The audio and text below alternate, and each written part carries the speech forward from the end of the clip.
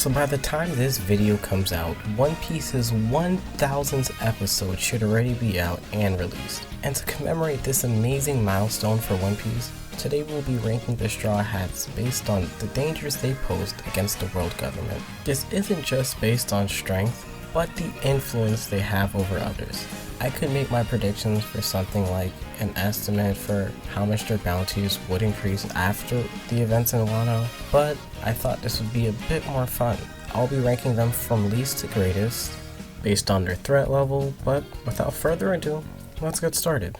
First we have the cotton candy bandit himself, Chopper. And no, this isn't because his bounty is 100. I just don't see him as someone who would pose too much of a threat to the world government.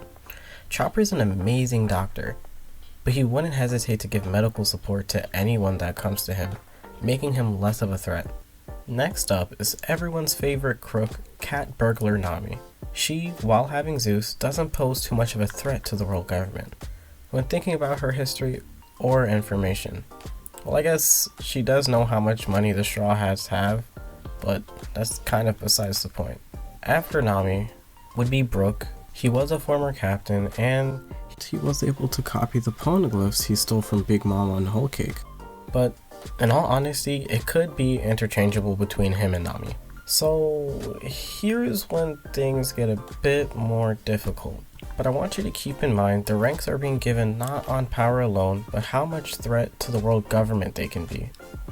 So with that being said, next is the Lost Boy himself, ex-pirate hunter Zorro. Zorro is incredibly strong and has been trained by the world's strongest swordsman and former warlord Mihawk. Zorro is also in possession of one of the swords that injured Kaido, so that's why he's up here. After Zorro, we're gonna put Germa's proclaimed failure of a son Sanji next. While Sanji doesn't hold too much information against the world government, he has one thing going for him that carries weight. Whether he likes or not, he has the German name, making his existence alone a threat. And then after Sanji, we're gonna put Jimbei. Jimbei was a former subordinate of the Big Mom Pirates, a former Sun Pirate under Fisher Tiger, a former member of the Fishman Army, and a former warlord. And now he's a member of the Straw Hat Pirates. Jimbei's been around, and he's pretty stacked when you think of it. After Jimbei, we got the one, the only God Usopp, the bravest warrior of the sea. And after Dressrosa, he gained thousands of followers through his antics, and with a name like God Usopp, come on, he has to be right here. And now we're entering the top 3. For third place, we have Frankie, and let me explain myself please, before you guys try and leave a dislike or something. We know Frankie saw Pluton's blueprints, and if he remembers them, it is one of the few major weapons that can pose a threat to the government. And if he doesn't remember them, which I think he still does, he definitely would go down in the ranks. Are we done now? Are we good? I hope. Okay, great. So next up after Frankie is Luffy, the future king of the pirates. He's the captain of all these dangerous individuals, and he has connections with Rayleigh, the right hand of the former pirate king himself, Gold D. Roger. He has the will of D. He is in command of the Straw Hat Grand Fleet.